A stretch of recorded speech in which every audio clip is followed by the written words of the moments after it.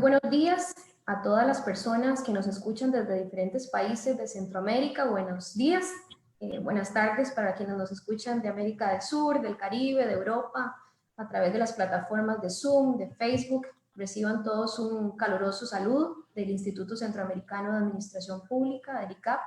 Desde luego también quisiera extender el saludo especial de nuestro director, el doctor Alexander López, y por supuesto darles la bienvenida a quienes nos acompañan el día de hoy en este conversatorio que hemos denominado Ciudades Inteligentes, Experiencias y Tendencias, y para ello contamos con la participación de 3 panelistas con muchísima experiencia a nivel mundial en este tema. La bienvenida a la doctora Susana Finkelevich, experta en sociología urbana. Bienvenida, doña Susana. Al ingeniero Alain Jordá, experto en innovación tecnológica, ciudades y territorio. Bienvenido, ingeniero Alain.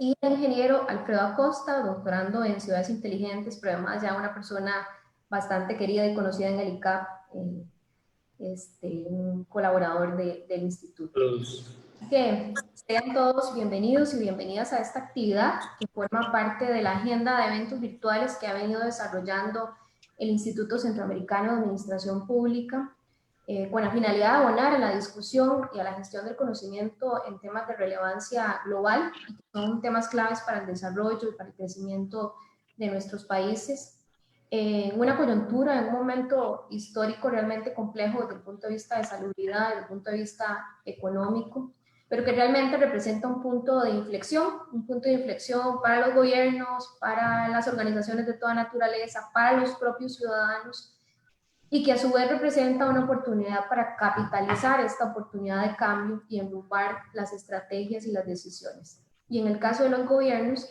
enrumbar las decisiones y las políticas públicas hacia la consecución de los objetivos de desarrollo sostenible y hacia la consecución de esos objetivos superiores de desarrollo, prosperidad y crecimiento.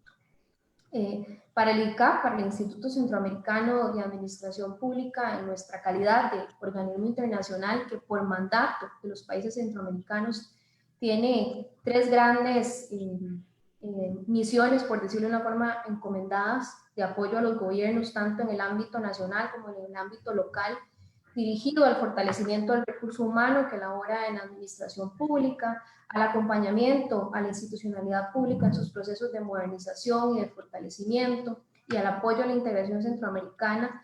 Es realmente de gran interés colocar sobre la mesa de discusión temas como el que nos ocupa el día de hoy, que tienen un impacto directo en el desarrollo y en el crecimiento de los países, y particularmente los países centroamericanos y latinoamericanos. Este tema que nos ocupa el día de hoy es realmente importante, y es realmente importante por 3 aspectos, ¿verdad? Está estrechamente vinculado con una de las megatendencias globales, que es la rápida urbanización. De hecho, según el informe de perspectivas de urbanización de las Naciones Unidas, se advierte que la población del futuro posiblemente va a ser una población urbana, estimando que más de la mitad de la población va a residir en áreas urbanas, específicamente el 55%, y esa rápida urbanización tiene una vinculación también con las 3 dimensiones del desarrollo humano, en lo económico, en lo ambiental y en lo social. Y un segundo elemento es que esa rápida urbanización también requiere del impulso de patrones de urbanización sostenible, es decir, necesitamos de ciudades que brinden oportunidades de empleo decente para los ciudadanos, necesitamos de ciudades que tengan infraestructura adecuada para brindarle a sus ciudadanos acceso al agua, al saneamiento, a la electricidad, a los medios de comunicación, a los medios de transporte, a la vivienda, a la educación. Además, un medio ambiente sano, tanto dentro de la ciudad como fuera de la ciudad. Y un tercer elemento tiene que ver con la acción gubernamental, porque lo que acabo de citar, ciudades inteligentes, no puede ser posible si no contamos con gobiernos también inteligentes, es decir, gobiernos que tengan la capacidad de planificar y de gestionar esa rápida urbanización, de dirigir las políticas públicas hacia la consecución o más bien la satisfacción de las expectativas de la ciudadanía presentes y futuras. Seguramente, como lo van a ver a través de las intervenciones de los panelistas que nos acompañan el día de hoy, existen varios modelos para implementar ciudades inteligentes. Algunos se enfocan en medio ambiente, otros se enfocan vivienda, otros se enfocan en la parte más de gobernanza, etcétera. Pero todos son integrados y además no son excluyentes, pero además comparten un principio en común, y es detectar las necesidades de la ciudadanía para reaccionar a esas necesidades de tal forma que los gobiernos actúan y gestionan en función de las necesidades de la ciudadanía. Así que sobre esos temas vamos a estar discutiendo el día de hoy. Antes de cederle la palabra al colega Alfredo, quien nos va a colaborar con dirigiendo la discusión del día de hoy o la conversación del día de hoy, por supuesto que quisiera también presentarles a los panelistas, a los señores y la señora panelista.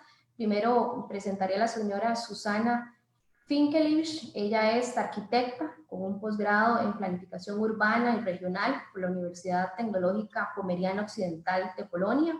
Es máster en urbanismo por la Universidad de París. Es doctora en sociología urbana de la Escuela de Altos Estudios de Ciencias Sociales en París y es investigadora principal de CONICET y directora del programa de investigaciones sobre la sociedad de la información en la Universidad de Buenos Aires.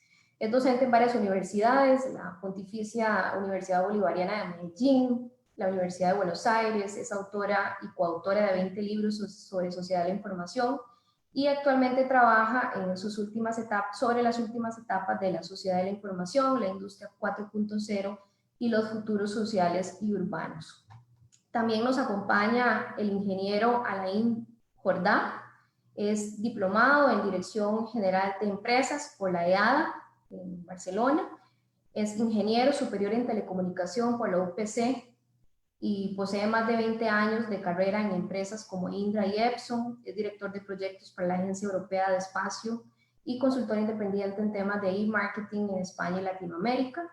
En 2001 fue teniente de alcalde en la ciudad de Mariesa, en Barcelona, por 10 años y ahí tuvo la oportunidad de desarrollar el primer plan de innovación local de España y creó la Ruta del Emprendedor. Es un reconocido experto del programa URBACT de la Comisión Europea y miembro de la red de expertos en desarrollo territorial de América Latina y el Caribe y un colaborador de la Unión Iberoamericana de Municipalistas. Y el compañero y colega, ingeniero Alfredo Acosta, es ingeniero industrial, máster en gerencia de proyectos de desarrollo por el ICAP, es máster también en administración de proyectos y máster en administración de tecnologías de información por el ITES de México y es candidato doctoral de la Universidad de Alcalá de Henares en Madrid. Es consultor y académico del ICAP desde el año 2009, colabora en varios programas de maestría y ha realizado trabajos de consultoría para los gobiernos de Costa Rica y de Panamá. Además, ha tenido la oportunidad de trabajar en varias instituciones públicas de Costa Rica. Su tema doctoral está enfocado en ciudades inteligentes, efectos e impactos de las políticas públicas en este modelo social urbanístico. Así que sin más, yo le cedería la palabra a Alfredo para que dé la conversación. No sin antes también invitar a la audiencia a que nos envíen sus consultas a través de la sección específica de preguntas y respuestas. Vamos a tener durante la conversación varios espacios para abordar las preguntas del auditorio, así que les invitamos desde ya a enviar sus consultas y sus comentarios. Adelante, Alfredo. Muchas gracias. Un gusto de veras y un placer que el ICAP nos haya abierto este espacio para hablar sobre este tema tan relevante. Inmerecido, creo, el honor de participar a la par de tan connotados profesionales en la materia. Vamos a tratar de dirigir la actividad de la mejor forma y que les sea beneficioso para todo el auditorio en general. Vamos a empezar primeramente invitando a toda la audiencia a que sus consultas las hagan por medio del botoncito abajo de preguntas y respuestas que hay en la plataforma, para que en su momento podamos hacer ahí un espacio para interactuar con los participantes, ¿verdad? Con el público. Bueno, vamos a arrancar un poquito. Este panel o conversatorio tiene el objetivo de poder desarrollar a través del tiempo en que estemos aquí conversando diferentes temas relativos a lo que una ciudad inteligente, una Smart City, es y cuál es realmente el impacto hacia la persona, hacia la sociedad, ¿verdad? Hacia el ciudadano, en función a las necesidades de esa interacción social que existe y, como bien se ha mencionado, se espera en los próximos años 60, 70 o tal vez más porcentaje de la población viva en centros urbanos de diferente tamaño, grandes urbes, urbes medianas, pero que todos tienen una connotación muy particular, y es precisamente esa interacción social y la forma en que la ciudad efectivamente responde a las necesidades de los ciudadanos. Voy a permitirme abrir el espacio hablando sobre un par de temas muy particulares sobre los cuales vamos a tener interacción con mis colegas panelistas en este primer bloque de conversación. Y es que vamos a empezar conversando sobre el enfoque tecnológico que la temática de las Smart Cities tiene en función a lo que es el direccionamiento social y económico que tiene la sociedad.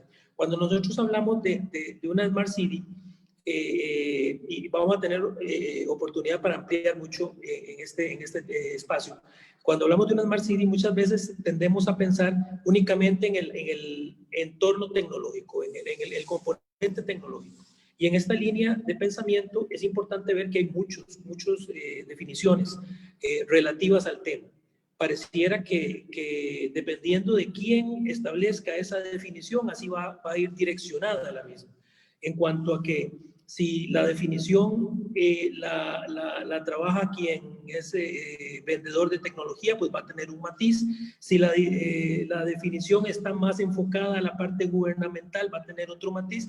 Y de esta forma vamos viendo diferentes intereses que convergen en lo que a definición se refiere. Pero aquí hay un elemento muy importante, y es que cualquier proyecto, cualquier iniciativa que tenga la connotación de una Smart City, si no responde a la necesidad del ser humano, si no responde a la necesidad de la interacción del ser humano dentro de la sociedad, dentro de la ciudad, pierde completamente relevancia, porque no podemos pensar únicamente en una serie de componentes tecnológicos, una gran cantidad de información, toda la big data que se genera dentro de la ciudad, si en realidad no estamos generando conocimiento para elevar la calidad de vida y potenciar la capacidad de desarrollo humano. Abriendo el espacio para que conversemos un poquito con respecto a esto, me permito darle el espacio a la doctora Finkelevich para que nos comente un poquito, y posteriormente a mi colega Alain sobre esta línea de pensamiento.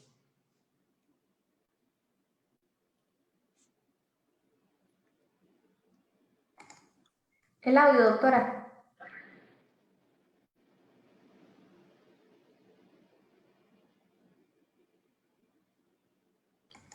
Listo. Hola, muchas gracias, muchísimas gracias por esta invitación. Quería hacer un pequeño reminder de cómo fue que surgió la ciudad inteligente. Primero vinieron las ciudades digitales, ¿sí? Que justamente la intención original de la ciudad digital era que los diversos actores sociales, tanto las empresas, el sector académico, los gobiernos, los ciudadanos, pudiéramos tener una plataforma de intercambio. Esto no ocurrió así como era el sentido original, sino que se transformó fundamentalmente en plataformas de información gubernamental y de interacción entre los gobiernos y los ciudadanos para hacer algunos trámites. Tardaron, de todas formas, en ser interactivas de doble vía. Y las ciudades digitales, el concepto de ciudad inteligente como tal, es bastante nuevo. Apareció en el 2008, cualquier cosa, si me equivoco, corríjanme, pero apareció en el 2008 y fue, digamos, quien lo acuñó fue la compañía IBM, que hizo un concurso de ciudades digitales justamente como para también instalar tecnologías. Y la concepción que tenía IBM de ciudad digital en un momento era la centralización de datos. O sea, la ciudad digital servía como para recoger datos sobre los ciudadanos por medio de cámaras, por medio también de la observación de las redes sociales y demás, y esos datos se centralizaban y servían luego como para, digamos, satisfacer las necesidades que expresaban los ciudadanos. Pero ese fue el nacimiento del concepto de ciudad inteligente. A partir de ahí se diversificó. O sea, no hay realmente un acuerdo en lo que es una definición de ciudad inteligente. No hay una definición de ciudad inteligente. O sea, si ustedes buscan, googlean, van a encontrar 20, 30, hay sitios que se especializan en reunir definiciones sobre ciudad inteligente y todavía no nos ponemos de acuerdo. O sea, desde el punto de vista de los tecnólogos, es la ciudad que usa intensivamente y extensivamente tecnologías. Desde el punto de vista de las ciencias, las llamadas ciencias blandas, es la ciudad que atendería a las necesidades de los ciudadanos. Desde el punto de vista de, por ejemplo, Bolivia o Perú o Israel, es la ciudad del buen vivir. ¿Sí? Es la ciudad donde se vive bien y se respetan además las culturas originarias y las tradiciones y se incorporan eso a la modernidad. De modo que hay una cantidad de definiciones. Y para muchas empresas es el proyecto que se vende llave en mano también a los gobiernos, ¿sí? A los gobiernos locales. Bueno, creo que me he extendido mucho en esta pregunta. Excelente, excelente. Alain, con respecto a esto, podemos pensar en estrategias genéricas para todas las ciudades, o podríamos pensar un poco más en algo a la medida de cada modelo urbano, de cada ciudad. Según tu experiencia, ¿qué opinas al respecto? Bueno, a ver, es complicado porque, como ha dicho la doctora Sinkelievich, no hay un acuerdo sobre lo que son las ciudades digitales, ¿no? Empezó efectivamente desde los fabricantes de tecnología que vieron en las ciudades un gran mercado, ciudades que tenían mucho dinero, presupuestos muy importantes, intentaron venderles la idea de decir, vas a gestionar la ciudad igual que se gestiona una empresa, ¿no? Las empresas tienen un ERP que gestiona todos los apartados de la empresa, pues con la ciudad vamos a hacer lo mismo. Bueno, esto es obvio que no ha sido así, y no ha sido así porque gestionar una ciudad es muchísimo más complejo que gestionar cualquier empresa. O sea, una empresa es muy sencillo, tiene un objetivo, tiene unas personas, cada una con unas funciones, es fácil hacer un diagrama de flujo, o sea, informatizar los procesos que hay dentro de la empresa, es muy sencillo, que todo es lógico, todo está estructurado, ¿no?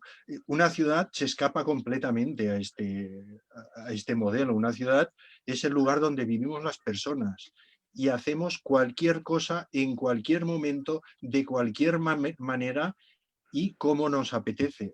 Entonces, no es solo gestionar el trabajo, es que es el ocio, la educación, el ir de compras, la sanidad, la limpieza, la iluminación, la seguridad, y eso con una serie de personas que van circulando por el medio y que modifican en cada momento el plan. O sea, no tiene sentido coger la idea del ERP y lo vamos a aplicar a una ciudad. Es imposible, ¿no? Esto se tardó un poco en comprobarlo. Al principio, durante años, se pensó que eso iba a ser posible algún día. No sé si lo va a ser, pero en estos momentos no se prevé. Y lo que ocurrió es que se empezó con procesos muy simples, ¿no? Gestión de ahorro de agua. Vamos a poner unos sensores porque si llueve no se ponga a nadie a regar el agua, a regar los jardines, ¿no? O gestionar la intensidad de la luz de las farolas, etc. Entonces todo eso está bien, pero no hacía falta inventar la Smart City para hacer esto, porque las tecnologías se van aplicando a medida que surgen y las ciudades las aplican automáticamente. Entonces, poco a poco se fue migrando hacia un concepto distinto, que es la ciudad centrada en las personas. bueno, y yo que tengo la suerte de estar en Barcelona en ese sentido, donde se celebra el Congreso Mundial de Smart Cities cada año, he podido ir viendo la evolución, ¿no? Hace ya 4 o 5 años que se hablaba de la ciudad centrada en las personas, pero solo se hablaba. O sea, ¿cómo se hace eso? Todavía no lo hemos descubierto a fecha de hoy, ¿no? Y con otro fenómeno añadido, que es que el proceso de decisión cada vez se va exigiendo más que sea de abajo arriba. Cada vez menos es desde arriba, desde la autoridad que se dice lo que se va a hacer, sino que cada vez necesitas más contar con las personas, ¿no? Entonces, estamos en un proceso, yo pienso, de experimentación y de prueba y error continuo para ver cómo vamos avanzando en este camino. Excelente. No he contestado a tu pregunta, soy consciente, pero es que creo que no hay todavía una respuesta. Sí, efectivamente, es un cúmulo digamos, de conceptos y elementos que por la movilidad natural que tienen las ciudades se vuelve un poquito más difícil de poder conceptualizar en una sola unidad. Y en esa línea tal vez es importante ver la temática de la calidad de vida, ¿verdad? Cuando hablamos de calidad de vida, ¿de qué estamos hablando? Cuando vemos situaciones como las que vivimos en todas las ciudades del mundo en este momento derivado de la pandemia, tenemos que pensar, bueno, cómo aspectos como, por ejemplo, la educación, la salud, la economía, el trabajo, el ocio, como bien lo menciona Alain también, se integran en una serie de elementos que permiten generar información para toma de decisiones que a final de cuentas tienen que confluir en la persona y su percepción de esa vida en sociedad.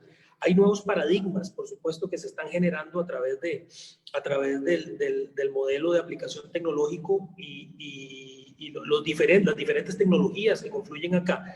Y, por supuesto, no podemos pensar únicamente en la tecnología por la tecnología. Tenemos que ver cuál es el efecto que están teniendo las personas.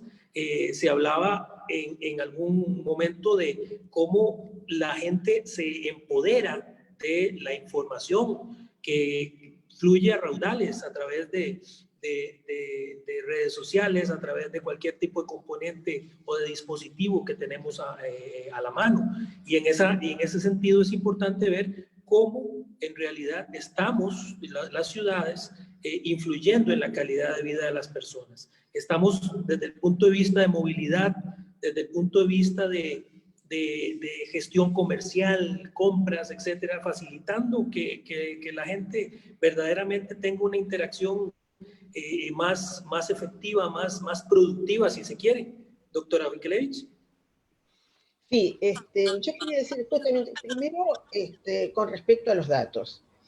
Los ciudadanos nos convertimos en múltiples fábricas de datos, que estamos proporcionando datos todo el tiempo, absolutamente todo el tiempo, y tenemos que ver, digamos, qué hacen los gobiernos, qué hacen las empresas con esos datos, que proporcionamos gratuitamente y en forma permanente. ¿Qué control tenemos nosotros sobre esos datos? O sea, yo sé, actualmente es inútil hablar del control de los datos, pero por lo menos, digamos, los ciudadanos podríamos tener acceso a los datos que estamos proporcionando y saber para qué se están usando. Una vez que todo el tiempo estamos soltando nuestros datos, cada vez que bajamos una app, cada vez que participamos en un chat con el gobierno de la ciudad, ponemos nuestros datos. Cada vez que bajamos una aplicación que nos va a ayudar en la cuestión del COVID, estamos proporcionando nuestros datos. Entonces, tenemos el derecho de saber qué se hace con ellos. Eso primero. Segundo, ¿cuál sería el rol de una ciudad inteligente? Bueno, sería justamente que viviéramos mejor. Y para esto sí puede influir mucho en el transporte urbano. O sea, el problema de la movilidad urbana, sobre todo en nuestras grandes urbes latinoamericanas, es absolutamente fundamental. Entonces, cuando se hace un proyecto de ciudad inteligente, preferentemente con la participación de los ciudadanos, Creo que debería estar ya incluido en ese proyecto desde el principio el uso de los espacios urbanos, el uso del tiempo social, la planificación de la movilidad. Eso es absolutamente fundamental, sobre todo en estos días. Excelente. Cuando vemos la temática de la movilidad, pues efectivamente tenemos una serie de elementos que afectan radicalmente la gestión, la gestión de la persona, la gestión de la gente en la sociedad.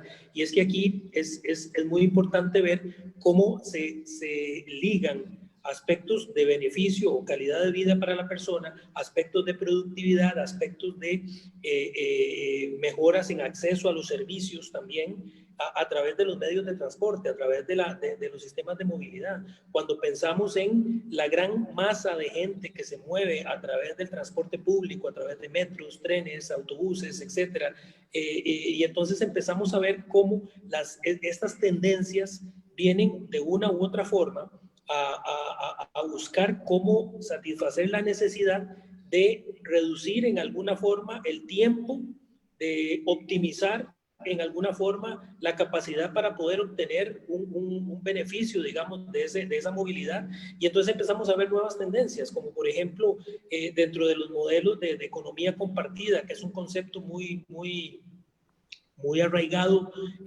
a través del mundo y principalmente en Europa y en varios países de Latinoamérica. Vemos cómo plataformas tecnológicas ofrecen servicio para, por ejemplo, rentar un vehículo, rentar una bicicleta, tener la opción a precios pues mucho más reducidos, ¿verdad? Y con un beneficio para el ciudadano de los modelos tradicionales. Pero vamos un poco más allá.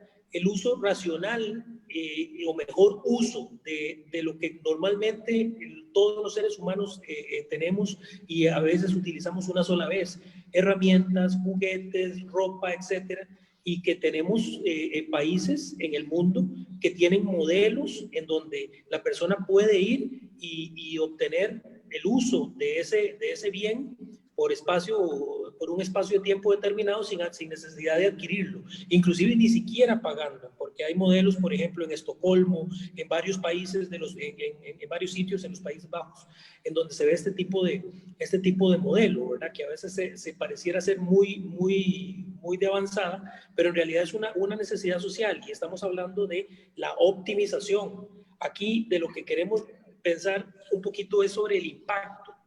¿Cuáles son los elementos sobre los cuales una Smart City tiene impacto? Y me voy a permitir hablar de los elementos que típicamente se definen como componentes de una Smart City. Cuando hablamos del concepto Smart, no es más más bien es mucho más que hablar únicamente de tecnología.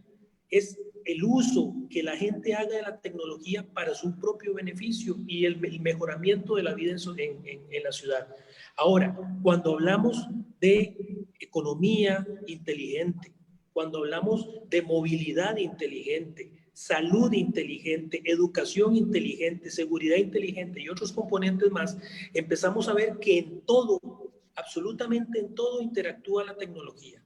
En todo hay elementos que perfectamente pueden hacer cosas impensables hace algunos años, pero en este momento son básicamente el pan nuestro de cada día. Cuando hablamos de salud, por ejemplo, vemos elementos como por ejemplo la forma de medición de una temperatura en grandes masas de gentes cuando están queriendo ingresar, por ejemplo, a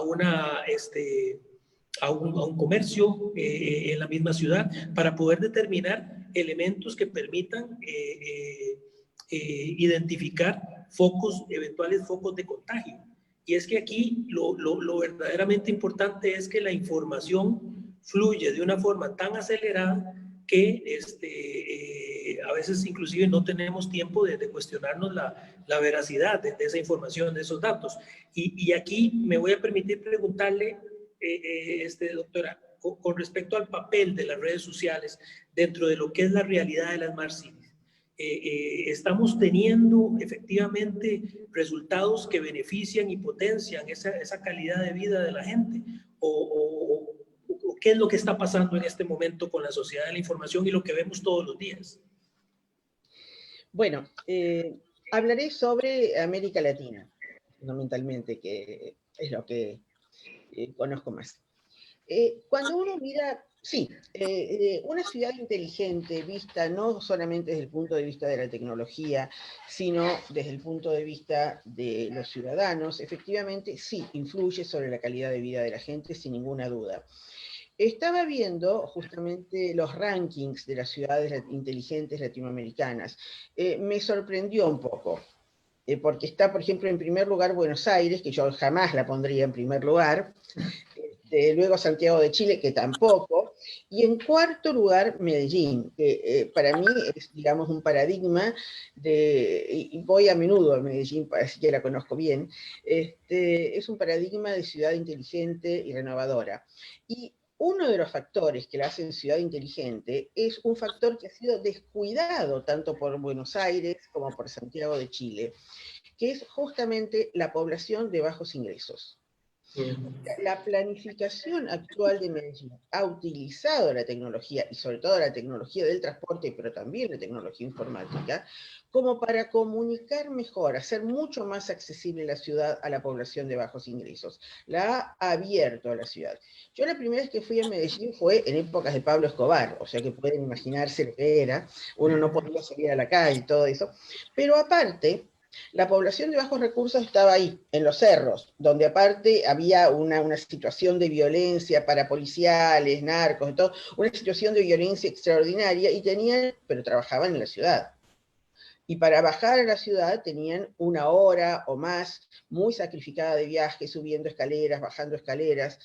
El medio de transporte por funiculares y por escaleras mecánicas, ¿sí?, ha facilitado enormemente no solamente el acceso de la población de bajos recursos a la ciudad, sino también lo contrario. Digamos, se ha operado con ayuda de la municipalidad toda una reforma de los barrios más pobres, que ya la gente de la ciudad va y visita y hace compras ahí. Digamos, ha cambiado todo esto. Por ejemplo, estaba pensando en un medio de innovación que ustedes deben conocer, Parque Explora.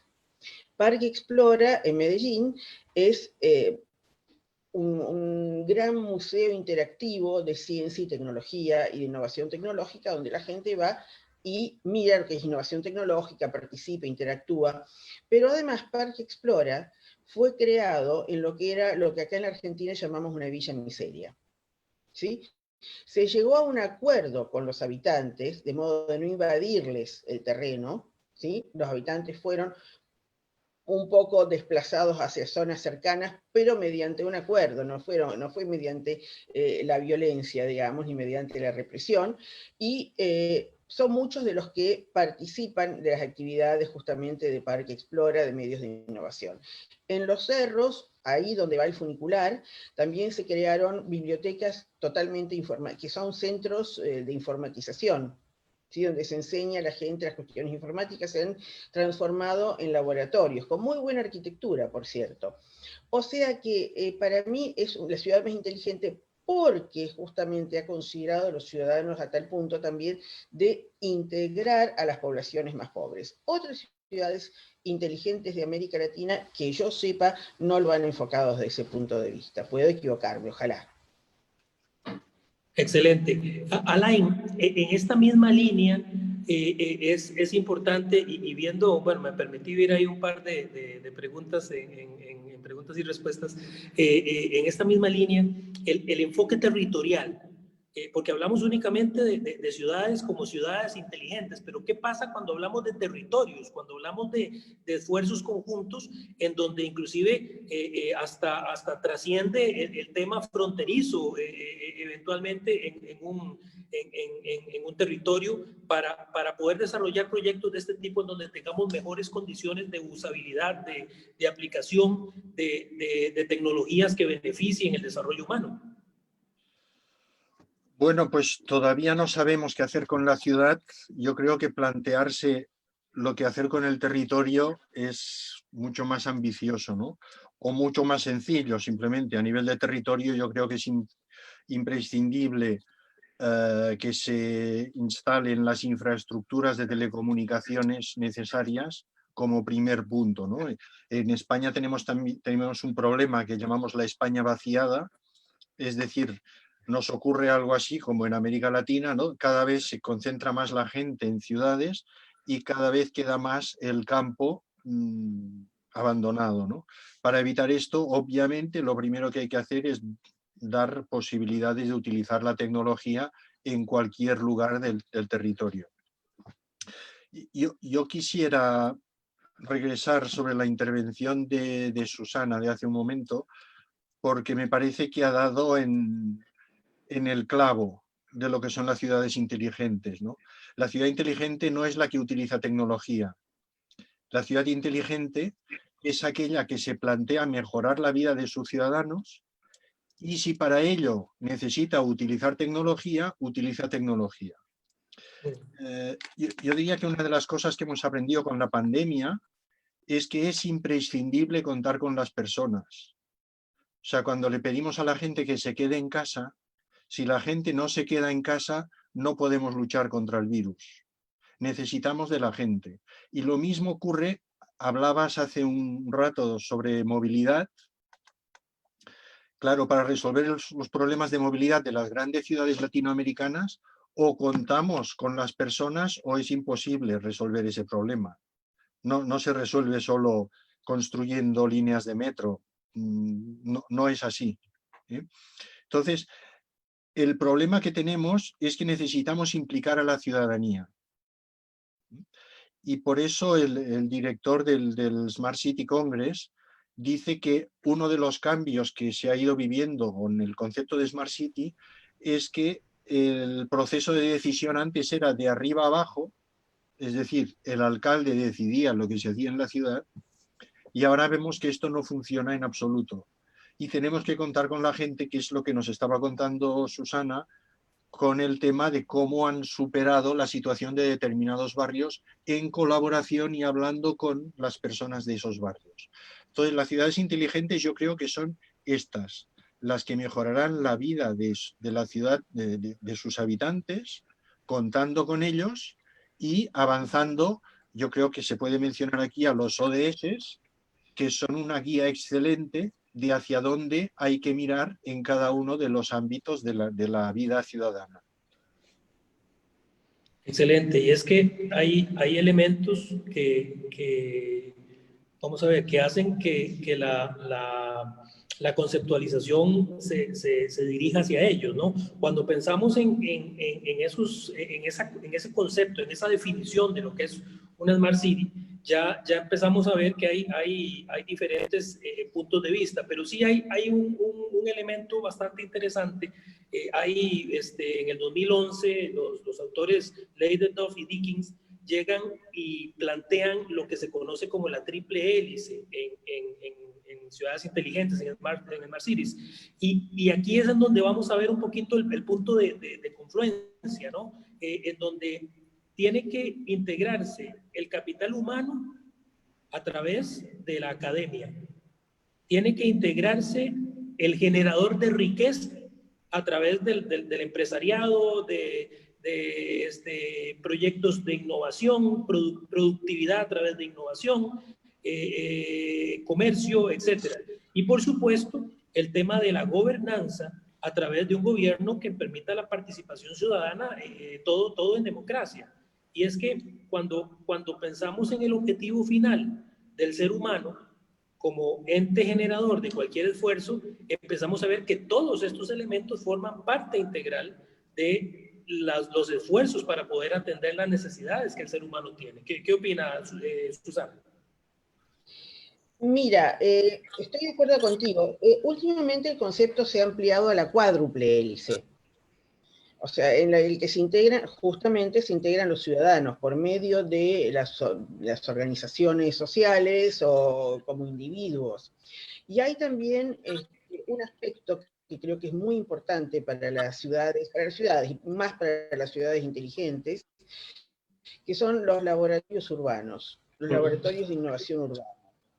En lo cual, bueno, creo que Alain nos puede hablar mucho porque España es un propulsor de este tipo de laboratorios, donde intervienen los ciudadanos justamente para generar innovaciones, las innovaciones que pueden resolver uno de sus problemas. Alfredo, tú que estás en Madrid, bueno, ahí tienes a mano justamente algunos de los mayores laboratorios urbanos que existen, y donde los ciudadanos conjuntamente con expertos, digamos, encuentran soluciones para los problemas. Creo que hay que tratar de generar más y desarrollar este tipo de laboratorios.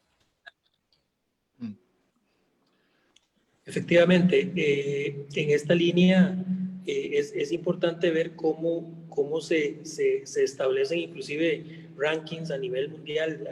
Ya mencionabas la calificación de ciudades inteligentes que hay en Sudamérica.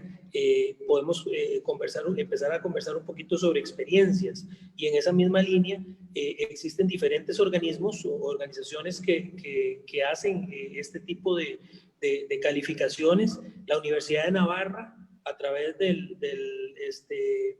su escuela de negocios, establece anualmente el índice Cities in Motion, ¿verdad? Ciudades en movimiento, que hace un ranking precisamente de todas las ciudades del mundo. Ese ranking es muy interesante porque maneja varios de los digámoslo así, de los factores que integran lo que es una ciudad inteligente. Integra economía, ambiente, inclusive va un poquito más allá con proyección internacional, habla de participación ciudadana, ¿verdad? Hay muy buenas experiencias aquí en España, principalmente en Barcelona, como una de las primeras ciudades inteligentes modelo.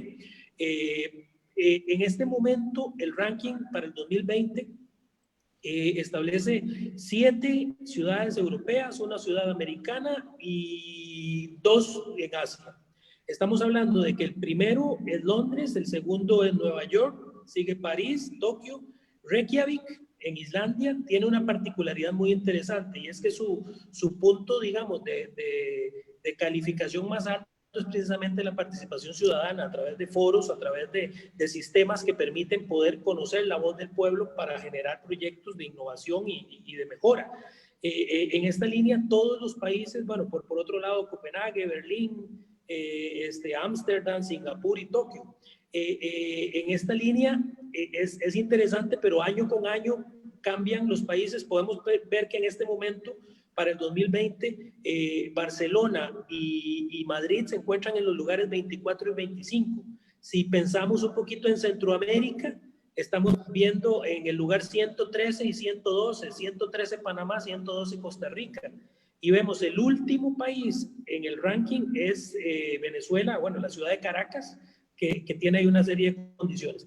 El ranking lo que establece es una serie de factores de calificación sobre el uso de tecnología, sobre la economía, sobre todos estos elementos que les vengo mencionando, y se hace una evaluación anual. En esta línea es importante ver que no siempre se le da el peso o el mayor peso, tal como lo menciona Alain, lo que debería ser una verdadera ciudad inteligente, a la participación del ciudadano. Y muchas veces se enfoca más en aspectos de necesidades del gobierno, o por otro lado de facilidades tecnológicas y necesidades de las empresas tecnológicas, hacia por encima de lo que el ciudadano requiere. Y es que aquí es importante ver también el tema de estrategia. Susana, voy a ir con usted otra vez.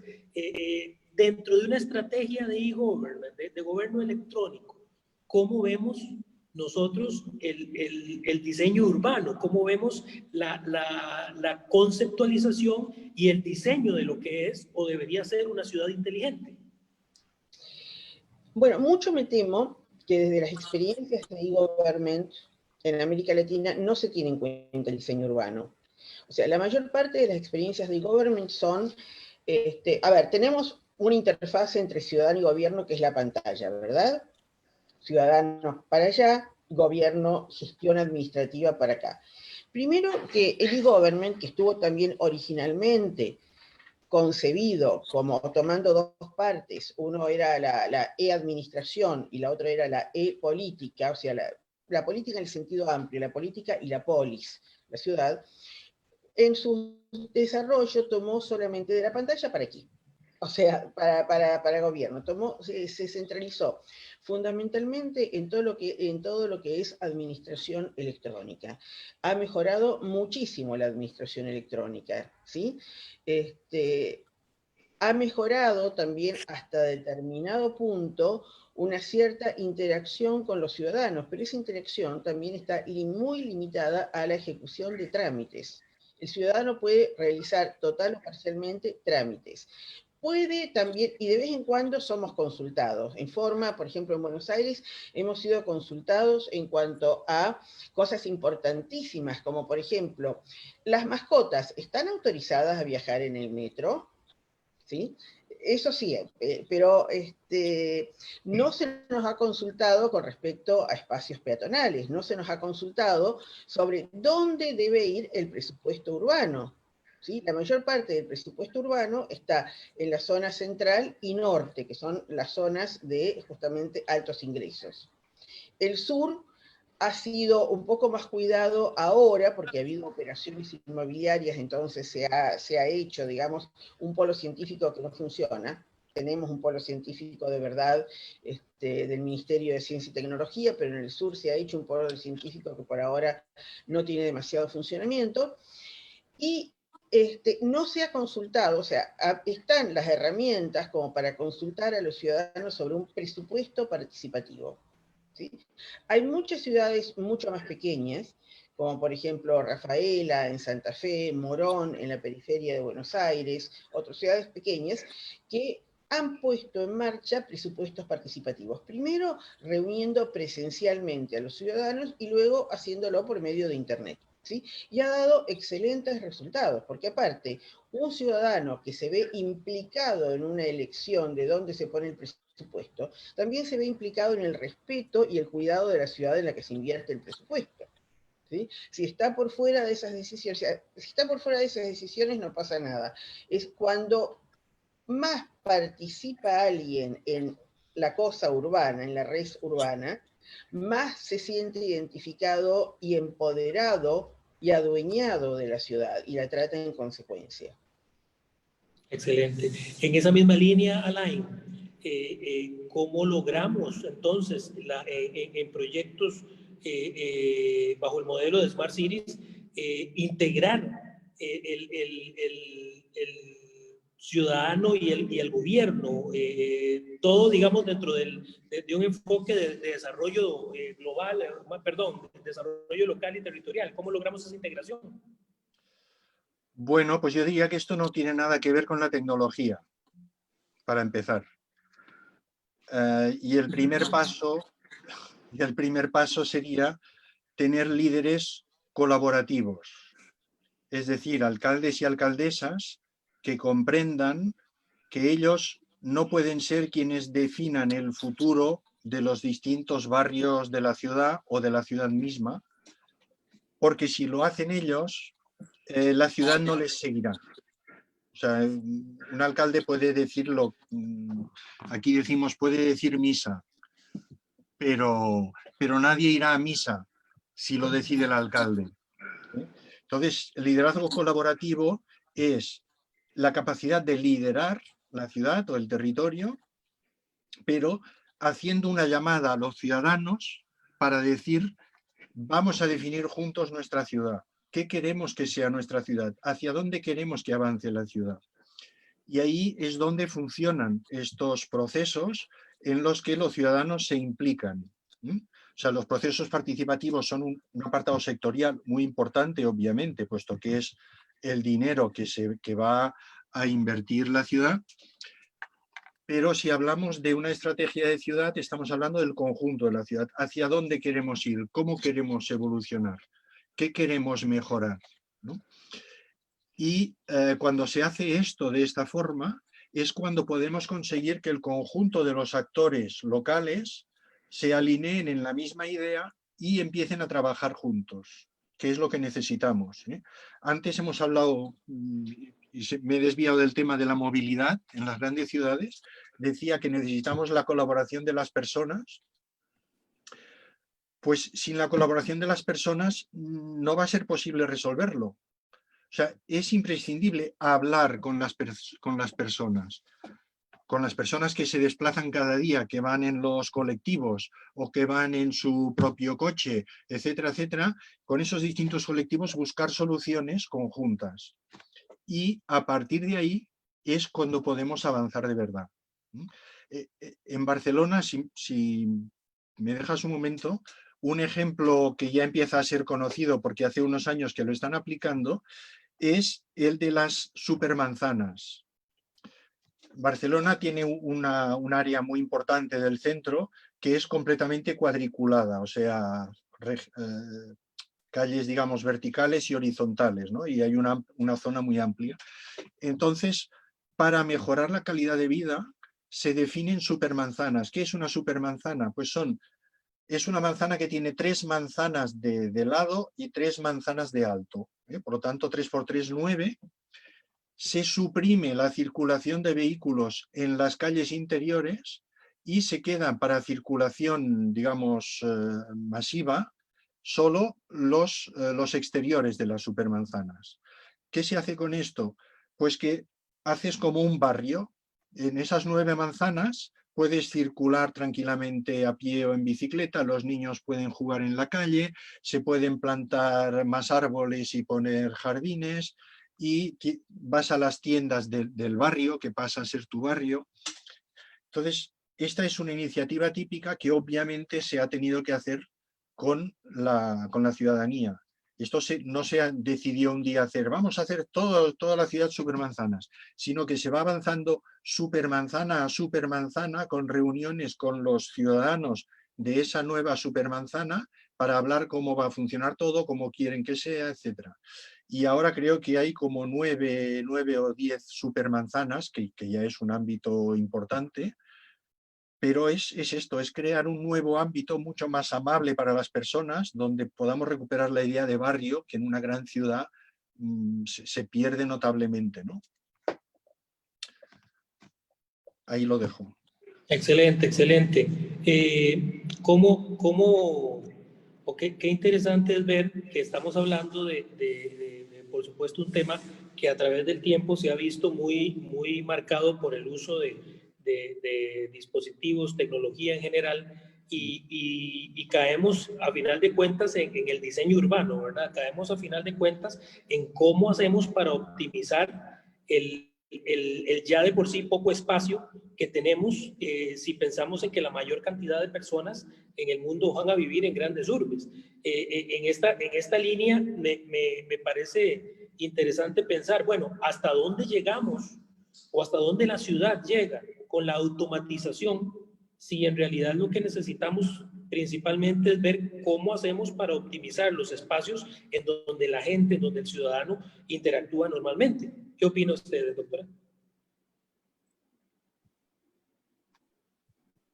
Sí, justamente estaba pensando en eso. Las supermanzanas de Barcelona, que he tenido el lujo de visitar cuando se podía viajar, me parecen una idea excelente y mucho más practicable que la ciudad de los 15 minutos de París, que propuso París. O sea, me encanta el nombre de ciudad de los 15 minutos, me parece una cosa muy glamorosa, además. Pero me pregunto hasta qué punto es practicable. Ahí sí entran a jugar, sí, las TIC, la tecnología informática, porque hace factible, digamos, que uno no tenga que hacer grandes recorridos. Y estaba pensando justamente o sea, primero que esperemos que que la humanidad no viva toda en grandes ciudades. La humanidad va a estar, digamos, urbanizada un 90%, pero no necesariamente en ciudades grandes. Creo que a lo que tenemos que aspirar es a limitar el crecimiento de megalópolis y centrarnos más en una red mucho más equilibrada de ciudades intermedias y pequeñas, que es el caso de España, por ejemplo, que son ciudades mucho más humanas, ¿sí? Es el caso de Francia también. Ahora bien, cuando ya tenemos la megalópolis construida, y en América Latina nos especializamos en eso, estaba pensando San Pablo, México, Río de Janeiro, Buenos Aires, que parecen irremediables, ¿cómo aplicamos lo de la ciudad de los 15 minutos? Salvo que pensemos en barrios, dividirla en barrios autosustentados, ¿sí? Pensar en barrios donde tengamos todas las cosas que necesitamos usar. Pero esto va nuestra fuente de trabajo, nuestros lugares de ocio, nuestros lugares de aprovisionamiento, nuestros lugares de descanso y espacio público y verde. Entonces, en una gran ciudad no diría que es imposible, pero es bastante difícil redefinir el uso de esos barrios. Me parece mucho más viable la solución barcelonesa de las supermanzanas, que sería, sí, aplicable a ciudades que ya están, grandes ciudades que ya están construidas. Excelente. Y en esta misma línea de pensamiento, vamos a ver, bueno, ya hemos hablado de experiencias que hay a través del mundo. Por supuesto que para nuestros países en Latinoamérica y específicamente en Centroamérica es importante recalcar que no estamos hablando únicamente de megapolis, ¿verdad? Ciudades sumamente grandes, sino también estamos hablando de la aplicación a ciudades medianas y pequeñas. Inclusive estamos pensando, tenemos que pensar necesariamente en zonas rurales también, en donde eventualmente la aplicación de medios tecnológicos deben beneficiar potenciar el desarrollo humano, la capacidad de su gente y buscar cómo elevar la calidad de vida. En esta línea surge una pregunta interesante acá. ¿Cómo calculamos o cómo se calcula cuando se plantea un proyecto para el desarrollo de una ciudad inteligente en una relación de costo, de beneficio-costo? ¿Cómo podríamos pensar en calcular ese beneficio en función de la inversión que eventualmente una ciudad, a través de un gobierno local, a través de una municipalidad, tiene que hacer? Me permito preguntarle a Alain directamente. Está sin audio, Alain. Listo. Decía que no me gusta la pregunta. Perdón. Porque no me gusta aplicar el concepto de costo-beneficio a la gestión de una ciudad. Es muy adecuado para una empresa, porque el objetivo de la empresa es generar beneficio, pero el objetivo de una ciudad no es generar beneficio, sino generar calidad de vida para los ciudadanos. Entonces, la forma de evaluarlo es en la medida en que vamos a mejorar la vida de nuestros ciudadanos en función de la inversión que vamos a tener que hacer. Yo diría que esto es así, ¿no? Entonces, volviendo al proyecto de las supermanzanas, está muy claro. La inversión es bastante reducida, es un proyecto con no demasiada inversión, o sea, hay que cambiar señalización de tráfico para que los vehículos no circulen por donde no tienen que circular y se adecúan pues parques infantiles en medio de la calzada, porque ahora como queda todo el espacio por donde circulaban los coches, queda libre prácticamente, pues tenemos mucho espacio para plantar más árboles, para poner juegos para niños, etcétera, ¿no? Entonces, es una inversión muy reducida con una mejora muy notable de la calidad de vida de todos estos, los habitantes de la supermanzana en cuestión. Entonces, yo me centraría más en esta dirección, para valorar el interés de los proyectos. Y, por supuesto, siempre contando con la participación de la gente, porque si no vamos a hacer proyectos que a la gente no le interesan y no los va a disfrutar y no los va a valorar y no los va a utilizar. Entonces vamos a invertir mucho dinero porque nos ha dicho no sé qué gurú que esto es muy bueno y resulta que el resultado va a ser nefasto. Entonces, contar con la gente es esencial, es básico. Excelente. Estamos hablando aquí de, más bien, si queremos traducirlo en índices de evaluación, tendríamos que pensar en relación de costo-efectividad, más bien.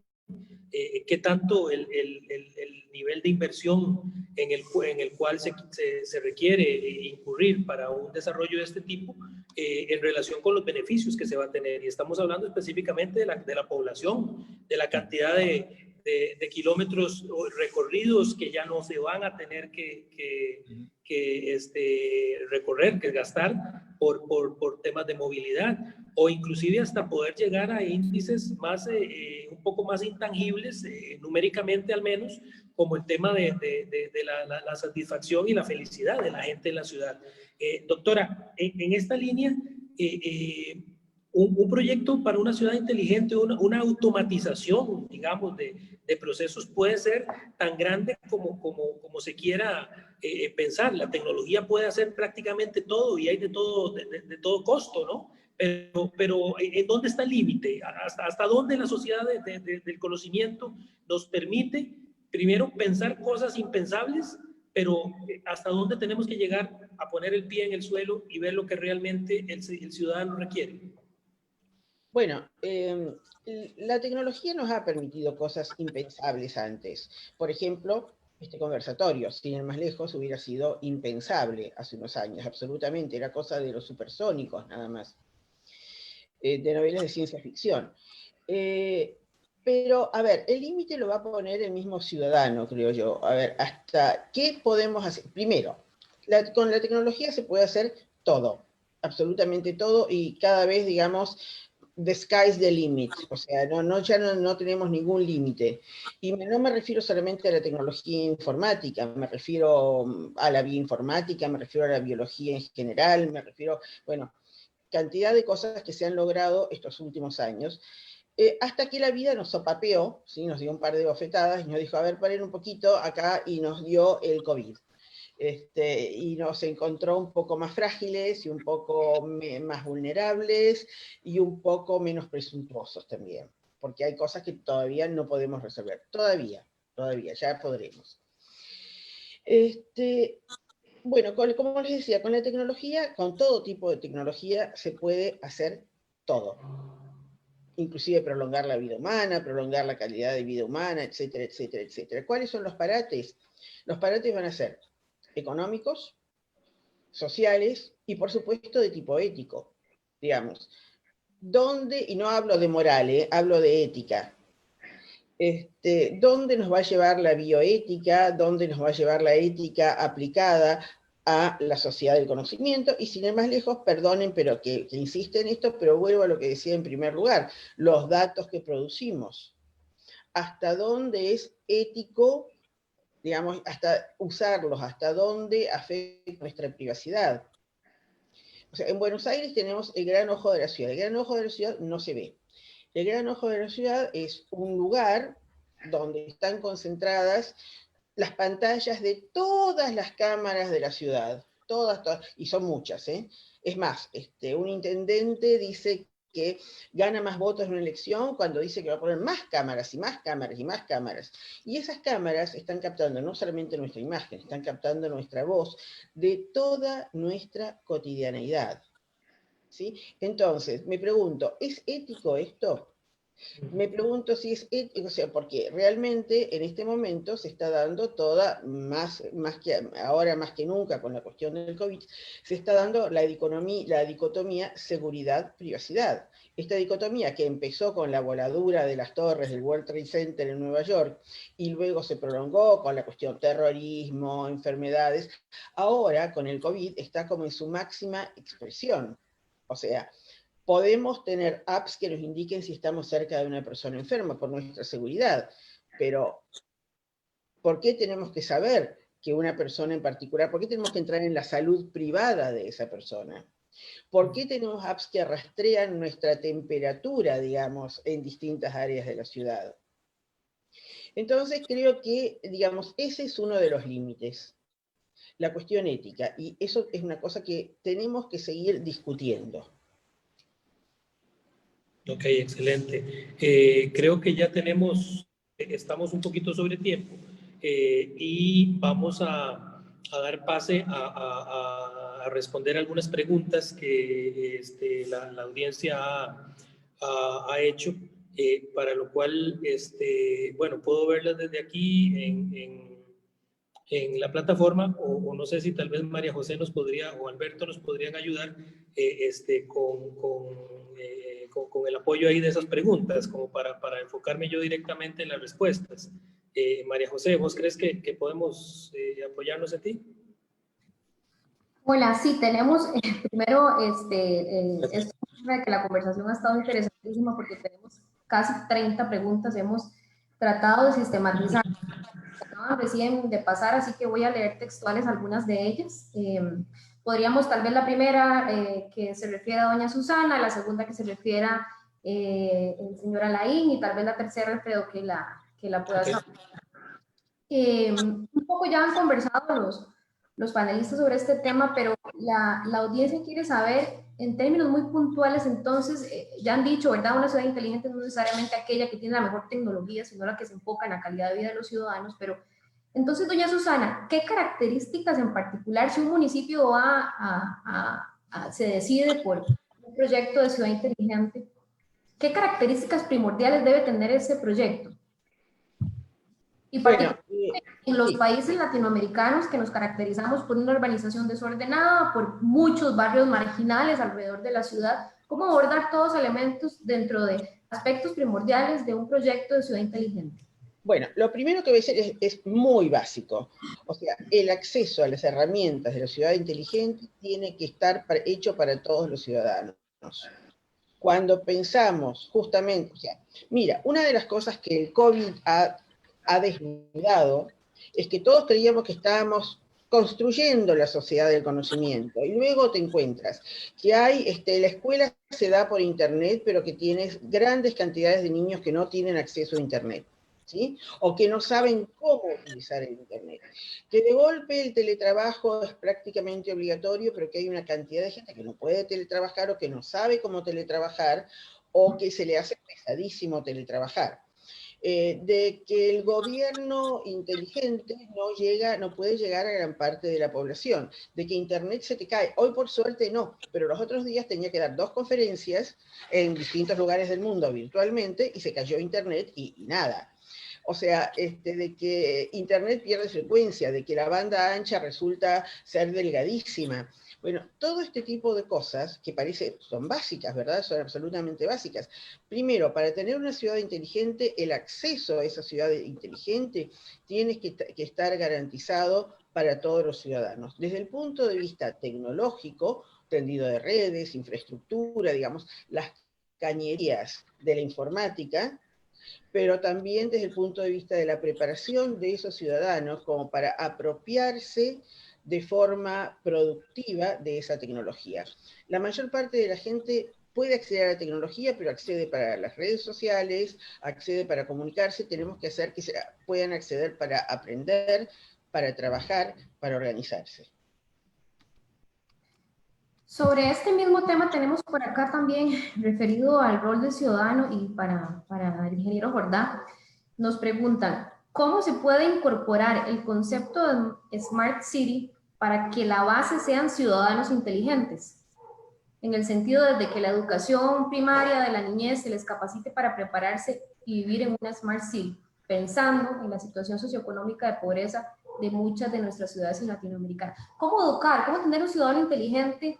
Porque ustedes mencionaban que efectivamente la ciudad para los ciudadanos implica que hay una participación de la ciudadanía y una articulación desde la base para que en conjunto decidamos cómo es la ciudad que queremos, qué es la ciudad que queremos.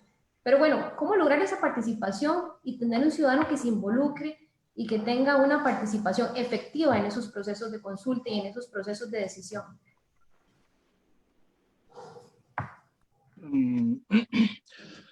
Pues he contestado antes al hablar del liderazgo colaborativo. Conseguir que la ciudadanía se involucre, o sea, hace muchos años que hacemos participación, le llamamos participación, ¿no? Pero en realidad no hacemos participación porque efectivamente lo que vemos es que convocamos a la gente, viene una cierta cantidad de gente una primera sesión, a la segunda viene la mitad y a la tercera vienen 4, ¿no? ¿Por qué ocurre eso?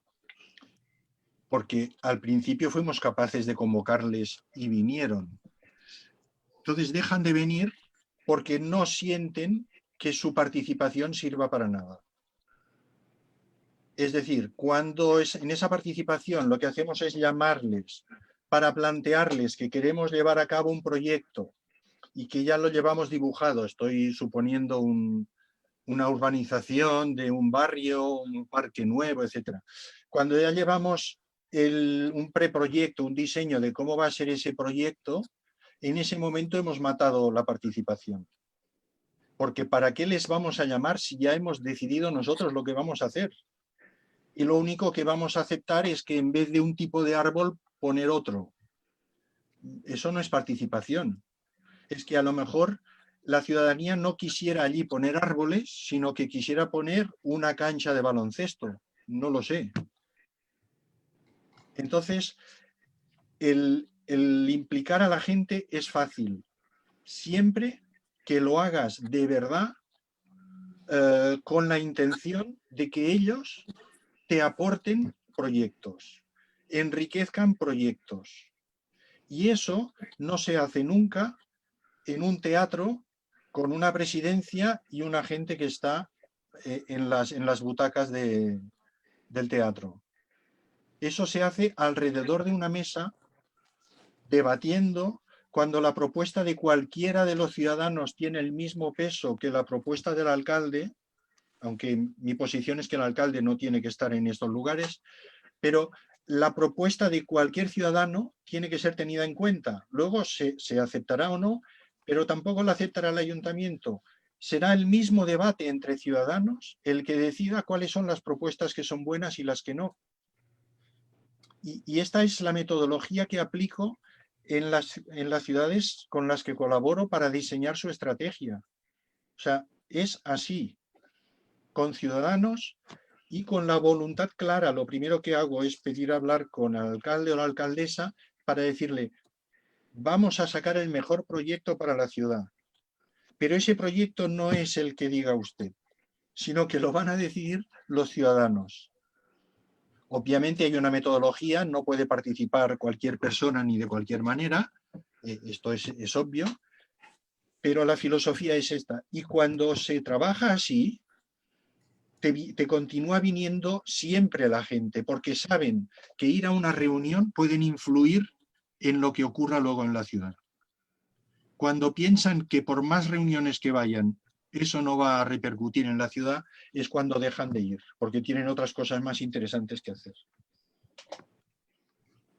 Sí, es básicamente un círculo vicioso que lamentablemente es parte de los problemas de los cuales padecemos muchos de los países latinoamericanos, que de hecho, revisando algunos de los comentarios que nos envía el auditorio, van en esa línea. En muchas ocasiones se hacen procesos de consulta que son un mero compromiso de naturaleza legal, pero que en realidad no tiene ninguna incidencia, lo cual termina impactando, como usted señala, en el interés o no de la ciudadanía de participar de sus procesos que finalmente quedan en el papel y no tienen incidencia en las decisiones.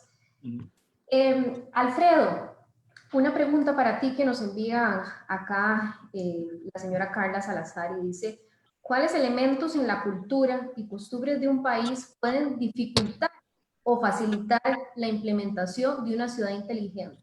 ¿Hay temas de cultura, hay temas de costumbres que inciden o que más bien deben de ser tomados en cuenta cuando se diseñan los proyectos de ciudad inteligente? Bueno, es una pregunta muy interesante porque inclusive conversábamos hace rato un poquito de eso, ¿verdad? Si el modelo es un modelo estándar que se tiene que aplicar tal cual para todo tipo de ciudad, o si hay que hacerlo efectivamente a la medida, y es que así es. A final de cuentas tenemos que respetar la idiosincrasia, cada ciudad es diferente, cada ciudad tiene componentes diferentes y por supuesto sus ciudadanos tienen necesidades particulares que responden a esa interacción muy particular dentro de su propia ciudad. En esa línea es importante ver que había otra pregunta por ahí que tuve oportunidad de ver que me parece que se alinea con esta, que tenemos que formar ciudadanos inteligentes. Bueno, el tema de esa formación de ciudadanos inteligentes tiene que ver con el hecho de que, vamos a ver, existen creo yo, tres componentes fundamentales acá. El primero es el uso de tecnología. Perfecto. Prácticamente todo el mundo está habituado a acceder a información a través de algún tipo de dispositivo, a trabajar a través de componentes tecnológicos diversos. Pero eso no significa que somos inteligentes. Eso significa que tenemos medios y herramientas. ¿Qué marca en realidad, y muy personalmente lo creo, ese nivel de inteligencia? Bueno, el empoderarnos, y me apropio de las palabras de la doctora Finkelevich, porque me gustó mucho cuando lo conversamos hace unas semanas, apropiarnos de la información. Es decir, tenemos cantidades astronómicas de información que a veces no sabemos ni para qué sirve, ni nosotros como ciudadanos particulares, inclusive tampoco los gobiernos. Entonces, en esa línea es importante crear madurez social dentro de la población para saber que el medio o la herramienta tecnológica no es ni más ni menos que un canal por donde tenemos acceso a mucha información que debe permitirme poder involucrarme y de una forma responsable con las decisiones que se toman en la ciudad. Porque aquí estamos hablando de modelos de participación ciudadana y como lo mencionaba Alain, la gente a la primera llega invitada, encantada, pero a la segunda o tercera ya no van a llegar porque no tienen resultados. Y es que también no dejemos todo de mano, digamos, de quien convoca, digamos, de los gobiernos, que sabemos que hay de todo, ¿verdad? En esa línea. Pero también tenemos que ver cuál es la responsabilidad nuestra en cuanto a ser más críticos. Hay modelos muy particulares que tienen varios países mucha experiencia. Hablo, por ejemplo, del caso de Colombia, con el tema de la veeduría ciudadana. Es un modelo de participación en donde el mismo ciudadano tiene la obligación, la responsabilidad de velar porque lo que se propuso su municipio lo cumpla. Porque a final de cuentas es muy fácil llegar y proponer, pero no dar seguimiento. ¿Por qué? Porque otro es el que tiene que hacerlo. Entonces, en esa misma línea, efectivamente, la cultura, la idiosincrasia, lo particular de cada ciudad debe ser fundamental dentro de un proyecto de automatización, de mejora de calidad de vida, un proyecto de Smart City. Gracias, Alfredo. Esta pregunta dirigida, tal vez para que se refieran tanto doña Susana como el señor Jordá, en virtud de su experiencia en grandes urbes. Señalaba Susana al inicio de su intervención que cuando hablamos de calidad de vida, uno de los elementos más importantes tiene que ver con movilidad, con la movilidad de la ciudadanía. Y por acá nos preguntan, cuando hablamos de movilidad, ¿a qué nos referimos, verdad? Hay ciudades que han transitado el llamado carrocentrismo a un enfoque de transporte en ciudades centradas en las personas y en esa movilidad. Y ese es el gran tema que tenemos también en las grandes urbes latinoamericanas, ¿verdad? Donde hemos privilegiado el transporte de vehículos versus la movilidad de las personas. ¿Cuáles son las lecciones aprendidas que ustedes pueden señalar de manera puntual para abordar este tema? Adelante.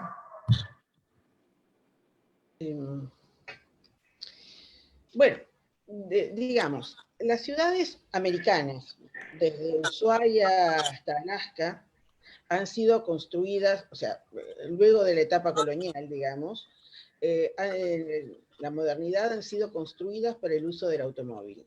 Nuestros territorios están construidos para el uso del automóvil. Entonces, tenemos que volver atrás con una cosa que está muy asentada. No tenemos buen transporte público. Justamente, hay ciudades brasileñas, ciudades colombianas que han mejorado muchísimo el transporte público, en México también, pero no se ha llegado, por ejemplo, al súper buen transporte que tiene una ciudad como París o como Londres, donde uno no necesita para absolutamente nada usar un coche privado, o Barcelona, o Madrid.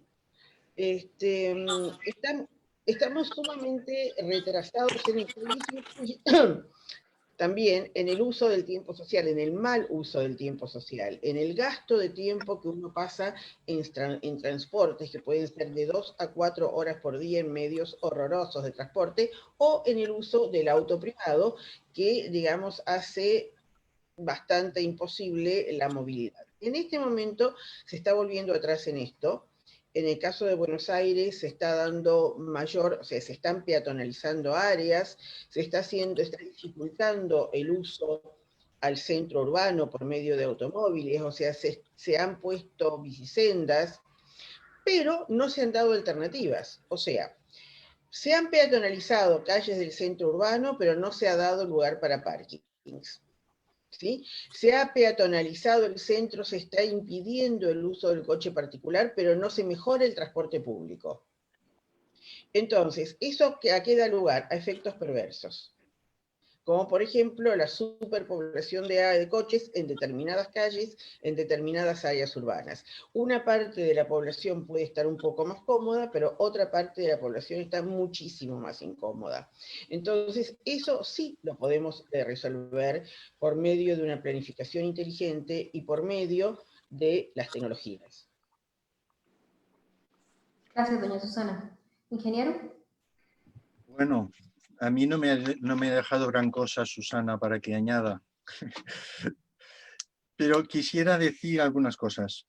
Primero, en Latinoamérica no debéis tener una imagen tan negativa de vosotros mismos, porque ha sido de Latinoamérica donde han surgido dos grandes inventos, que es el usar el teleférico, no sé cómo le llamáis allí, primero en Medellín y luego en otras ciudades, para acercar a la gente que estaba en barrios muy alejados, y luego que tampoco sé cómo se llama, pero el Transmilenio es uno de los ejemplos, pero en la mayoría de grandes ciudades latinoamericanas se ha instalado esta red de bus urbano con vías protegidas.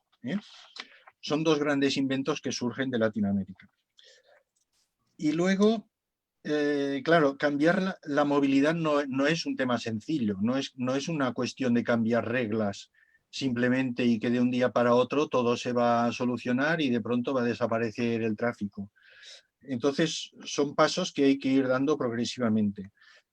Y yo ahí volvería sobre dos de los temas que hemos mencionado durante la charla, que son las supermanzanas de Barcelona y la ciudad de los 15 minutos, que comparten un mismo concepto. Vamos a dejar nuestros automóviles en casa porque te dicen en París, a 15 minutos a pie o en bicicleta lo vas a tener todo lo que necesitas, no vas a necesitar coche. Es un cambio de paradigma de la movilidad. O sea, no es solo definir unas ciudades de unas áreas de 15 minutos, sino que es cambiar completamente la vida de las personas. Incluso ellos proponen que el trabajo también sea dentro de esa zona. Y ahí sí que veo un tema complejo, ¿no? Pero las supermanzanas de Barcelona vienen a ser lo mismo. Vienen a decir, dentro de tu supermanzana tú vas a tener casi todo. Vas a poder comprar, vas a poder llevar a los niños a la guardería, vas a tener un ambulatorio para que te vea el médico, no vas a tener un hospital, lógicamente, pero a lo mejor sí un ambulatorio. Y el resultado es que puedes ir andando a todo lo que necesitas, probablemente salvo el trabajo que tendrás que ir en transporte público o en tu automóvil. Entonces, lo que quería decir es que el cambio de la movilidad, como ha dicho Susana, las ciudades se pensaron para el coche, ahora hay que pensarlos para las personas. Es decir, cambiar las prioridades y que el coche, el automóvil, tenga que ser el que se espere si hay una persona que pasa por delante. Es un poco drástica la idea, pero la imagen es esta. Si no hacemos este cambio mental, difícilmente vamos a cambiar de forma significativa la movilidad en nuestras ciudades.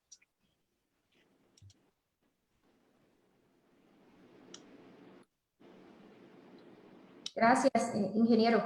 Estamos ya en el tiempo que estaba previsto para la conferencia. Hay una interacción hermosísima, voy a decir hermosísima porque hay muchísimos comentarios tanto en el chat como en las preguntas y respuestas. La gente está súper enganchada con el tema y coinciden con muchos de los comentarios de los panelistas. Lamentablemente tenemos que ir cerrando, ¿verdad? Para concentrarnos en la carnita, como decimos por este lado. Así que podemos tal vez darles a cada uno de los panelistas, a Alfredo, a la señora Susana, a Alain, 2 minutos de cierre para hacer sus últimos comentarios o sus reflexiones finales. Adelante. Susana. Bueno, yo diría que nuestro objetivo final es justamente vivir bien. Vivir en la forma más confortable que podamos, lo cual no implica decir abundancia de recursos, sino buena utilización de los recursos. Buena utilización de los recursos, armonía con nuestro entorno natural, tratar de traer más un poco de naturaleza a la ciudad, a nuestros supermanzanos, a nuestros barrios de 15 minutos, a lo que sea, pero tener más la naturaleza presente y crear instancias de participación, de colaboración, de crear más instancias de vecindad, en el viejo concepto de lo que significaba vecindad. Gracias, Susana. Ingeniero Lain. Yo diría que la pandemia nos ha hecho ha hecho resaltar los grandes defectos de nuestra sociedad y de nuestras ciudades, ¿no?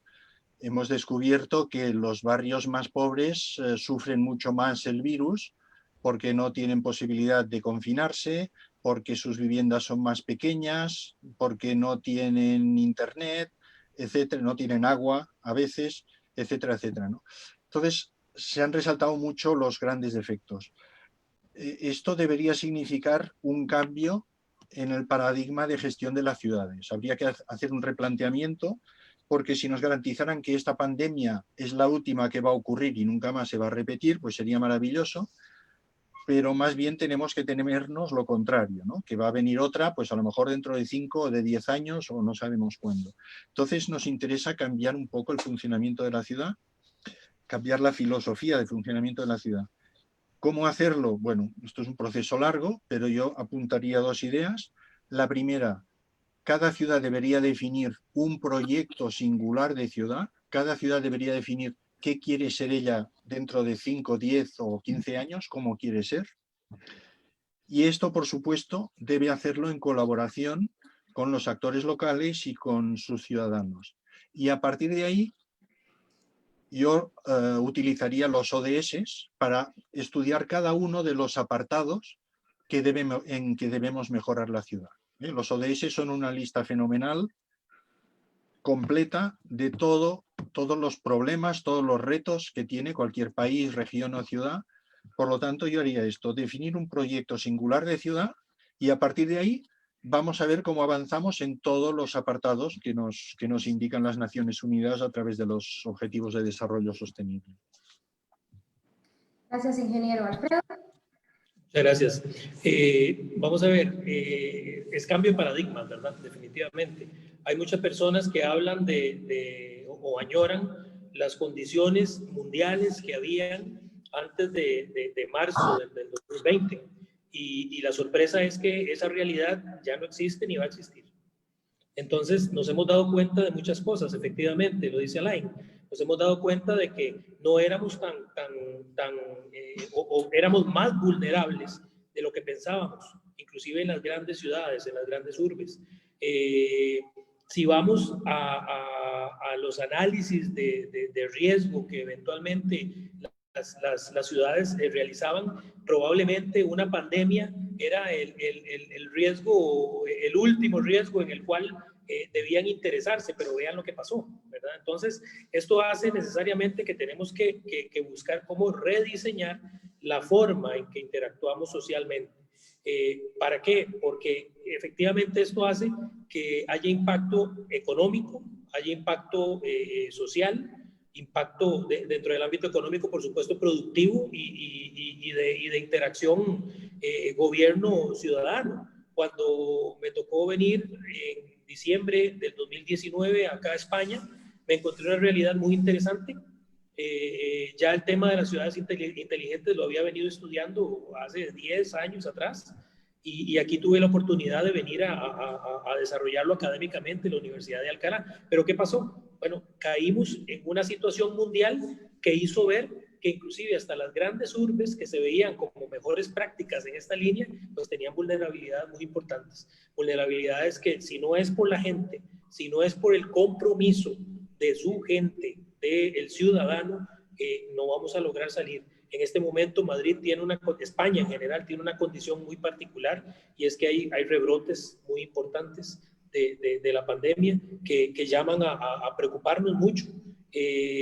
Costa Rica ha venido sufriendo condiciones muy particulares, y en proporción los efectos negativos que está teniendo esta crisis mundial en la economía, en el trabajo, en la empleabilidad, son elementos que necesariamente llaman a la reflexión, llaman a replantear la forma en que nosotros como ciudadanos nos interactuamos. No podemos pensar que el gobierno tenga ayudas sociales para mantener a todo el mundo en su casa. Eso es imposible. Entonces, ¿cómo vamos a hacer para que esta situación la podamos llevar sin o reduciendo al máximo posible el riesgo de afectación en el tema de la salud?